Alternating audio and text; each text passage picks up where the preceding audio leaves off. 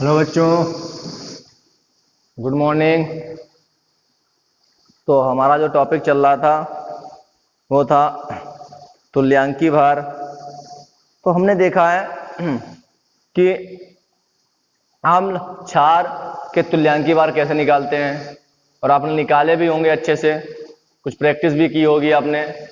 Part 1, part 2 और आज हमारा है जो है वो है पार्ट 3। तो पार्ट 3 में हम देखेंगे कि किसी लवण का हम तुल्यांकी भार कैसे निकालते हैं। तो आज का जो टॉपिक है वो है हमारा लवण का तुल्यांकी भार ज्ञात करना। आज जो है हम तुल्यांकी भार देखेंगे किसका, किसी भी लवण का तुल्यांकी भार कैसे ज्ञात करते हैं, उस पे हमारी चर्चा होगी आज। ठीक है ना।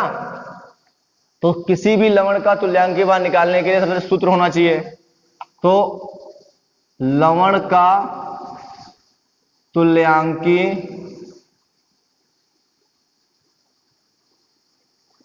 भार, लवण का तुल्यांकी भार, सूत्र वही है लवण का अणुभार। मैंने कहा था अणुभार को याद रखना कि सभी में आएगा। तो लवण का अणुभार जो है वो तो आपको याद रखना है, ठीक है ना।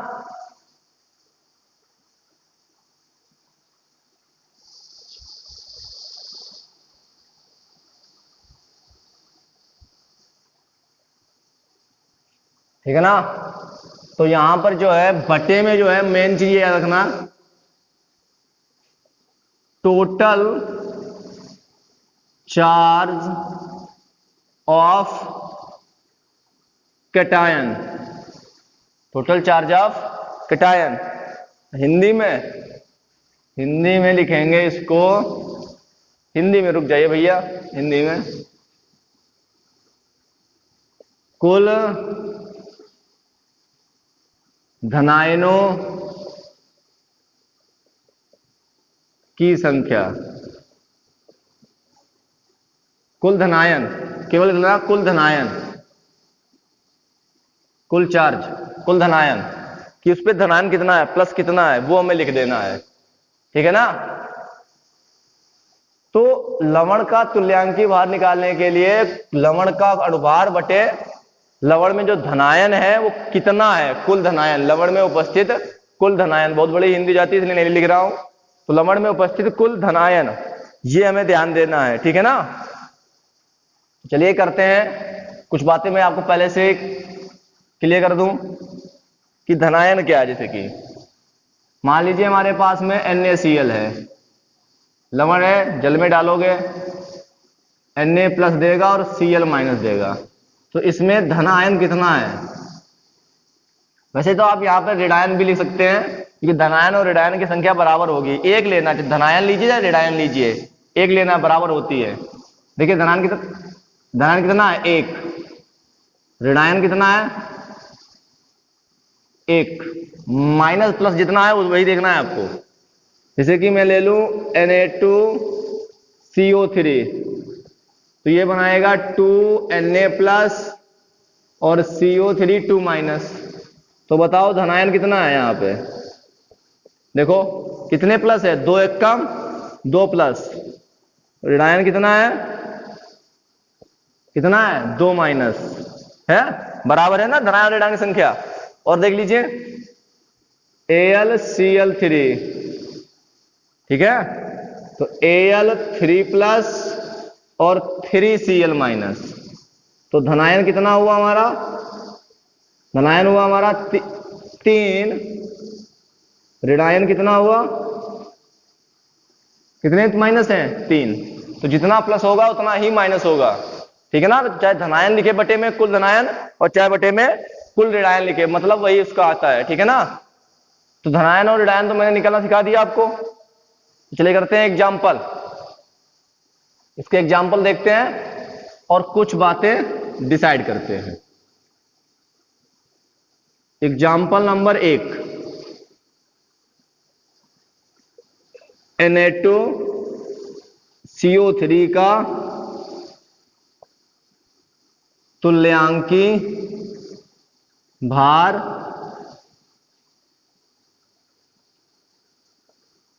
ज्ञात कीजिए।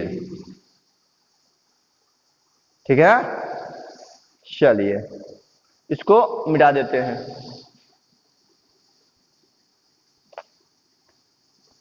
और करते हैं अब शुरू। तो सबसे पहले हमें क्या चाहिए, देखिए लवण का अणुभार। लवण यहां पर कौन है, वो है Na2CO3। तो Na2CO3 का अणुभार, ठीक है ना, अणुभार पता है ना कैसे निकालते हैं। Na का कितना है 23, कार्बन कितना होता है 12, ऑक्सीजन 16, रखो। सोडियम 23, कितने सोडियम के अणु हैं 2, प्लस कार्बन कितना है 12, प्लस O कितना है 16, और कितने हैं 3, 16 गुणे 3 46, 12 48, कितना बना 106, ठीक है ना। तो 106 हमारे पास में क्या निकल के आया, अणुभार। कुल धनायन Na2CO3 अभी बताया था मैंने, 2Na प्लस और CO3 2 माइनस। ये आपको तोड़ना आना चाहिए, ये क्लास 10th में सिखाया जाता है। तो कितने प्लस है, धनायन कितना है, कुल धनायन कितना है 2 है, 2 प्लस है। तो अब Na2CO3 का तुल्यांकी भार बोलिए।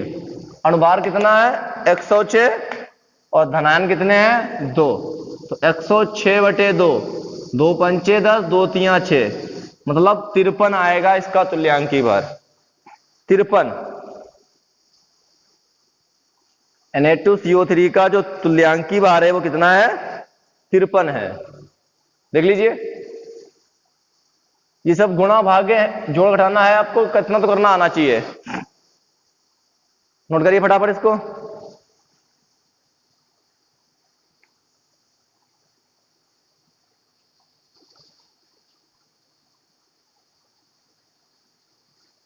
हो गया, चलिए अगला एग्जांपल लेते हैं।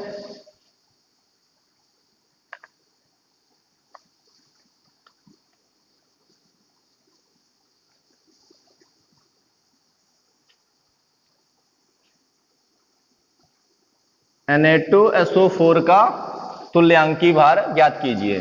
चलिए करते हैं।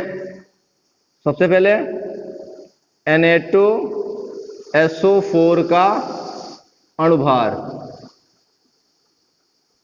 Na2SO4 का अणुभार लिख लीजिए। Na का 23, सल्फर का 32, ऑक्सीजन का 16, रखिए।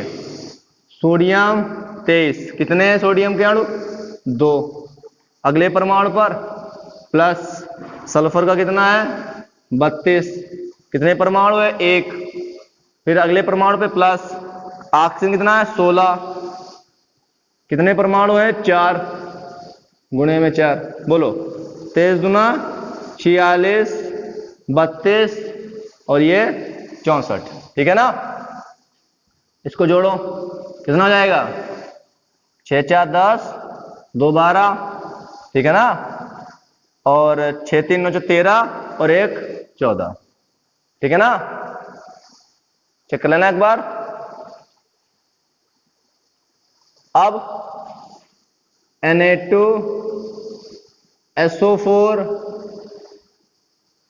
तो क्या बनेगा टूट के, Na प्लस कितने 2, SO4 2 माइनस, तो धनायनों की संख्या कितनी हुई,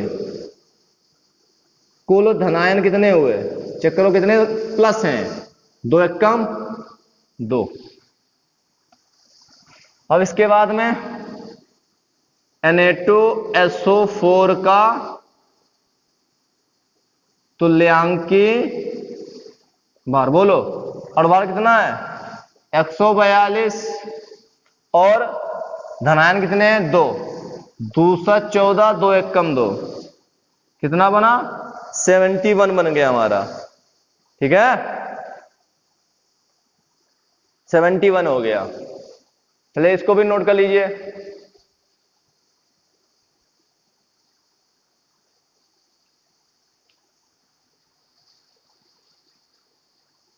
हो गया, चलिए मिटा दें इसको।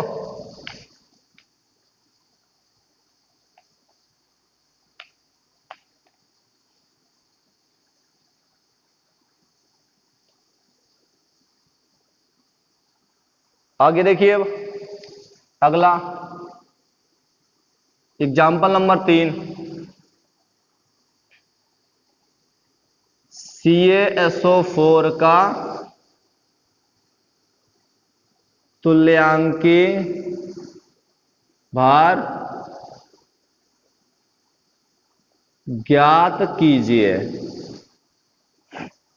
चलिए CaSO4, सबसे पहले CaSO4 का अणुभार, कैल्शियम 40, सल्फर 32, ऑक्सीजन 16 हो गया। कितना है कैल्शियम 1, 40, अगले परमाणु पे प्लस, सल्फर कितना है 32, ऑक्सीजन कितना है 16, और कितने ऑक्सीजन है 4, गुणे में 4, कितना हुआ 40, 32, 64, बताओ कितना आएगा 136। ठीक है ना। अब हमारे पास क्या है CaSO4, चलो बताओ क्या बनाएगा Ca2+ और SO4 2-, तो कुल धनायन कितने हैं हमारे, कितने प्लस है टोटल, 2 ही तो प्लस है यहां पे, 2 प्लस हो गया। अब क्या है, अब है CaSO4 का तुल्यांकी भार, बोलो CaSO4 का तुल्यांकी भार क्या था फार्मूला, अणुभार, अणुभार कितना है 136, कुल धनायन कितने हैं 2 बटे में 2, 2 छंग 12, 1 बचेगा, 2 8 16, कितना आया 68, 68 हमारा जो है इसका तुल्यांकी भार निकल के आया। कर लीजिए इसको भी, फिर आगे बढ़ते हैं।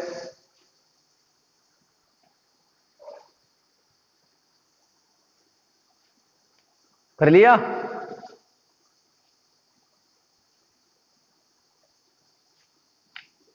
वीडियो पॉज कर लीजिए, बस नोट कर लीजिए इसको फटाफट, और कुछ नहीं करना है आपको।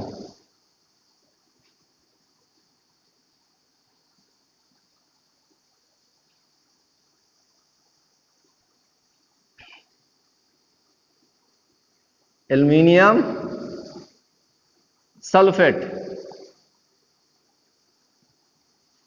का तुल्यांकी भार ज्ञात कीजिए। ठीक है, तो लिखिए सबसे पहले Al2SO4 का होल थ्राइड का अणुभार, एल्युमिनियम सल्फेट नाम है इसका अणुभार, एल्युमिनियम कितना होता है 27, सल्फर 32, ऑक्सीजन 16, इतना हो गया।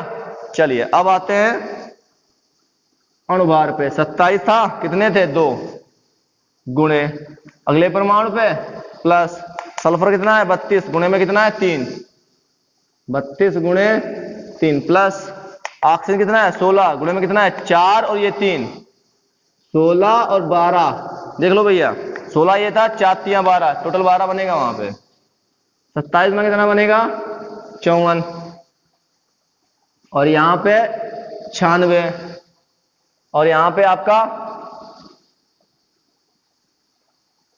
192, ठीक है ना।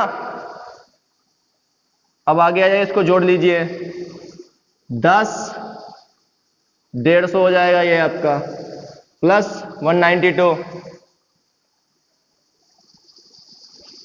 अब इसको जोड़ दो, 2, 9 और 5 कितना हुआ, 14 और 342, ठीक है ना। तो टोटल हमारे पास में 342 बना अणुभार। अब हम बात कर लेते हैं आयनों की। Al2SO4 का होल थ्राइज, तो एल्यूमिनियम पर 3 प्लस और SO4 पे 2 माइनस। और ये हमें पता है कि धनायन और ऋणायनों की संख्या बराबर होती है, तो बराबर करिए। एल्यूमिनियम यहां 2 था, 2 कर दीजिए, SO4 3 था, 3 कर दीजिए, 3 दूनी 6, 3 दूनी 6 बराबर हो गया। तो कुल धनायन कितने हैं यहां, 6 है। कुल धनायन और कुल ऋणायन बराबर हैं। अब आ जाते हैं तुल्यांकी भार पे। तो Al2SO4 का तुल्यांकी भार, चलिए बताइए कितना है टोटल, 342 बटे में कुल धनायन कितने हैं, 6। अब बताओ कितनी बार जाएगा, 2 3 6, 2 1 कम 2, 2 7 14, 2 1 कम 2, ठीक है ना। इतना हो गया। अब इसको काटिए 3 से, 55 15, 2 बचेगा, 3 7 21, ठीक है ना। तो आ गया 57 हमारा जो है तुल्यांकी भार निकल आया। कुछ नहीं करना, थोड़ी सी गुणा भाग है आपको, बस वही करनी है, थोड़ा कर लेना आप लोग। चेक कर लीजिए फटाफट, नोट कर लीजिए इसको।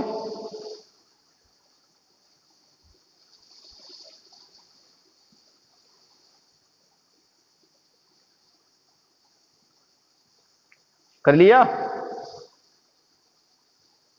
हो गया ना। ये देखिए यहां पे देखिए, 3 दूनी 6, ये गुणा होती है, याद रखना, उतने ही बनेंगे धनायन। फिर चेक कर लेना पूरा टोटल।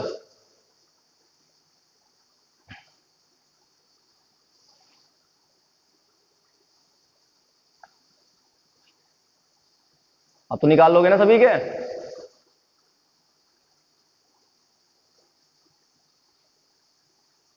हो जाएगा। चलिए इसको मिटा देते हैं।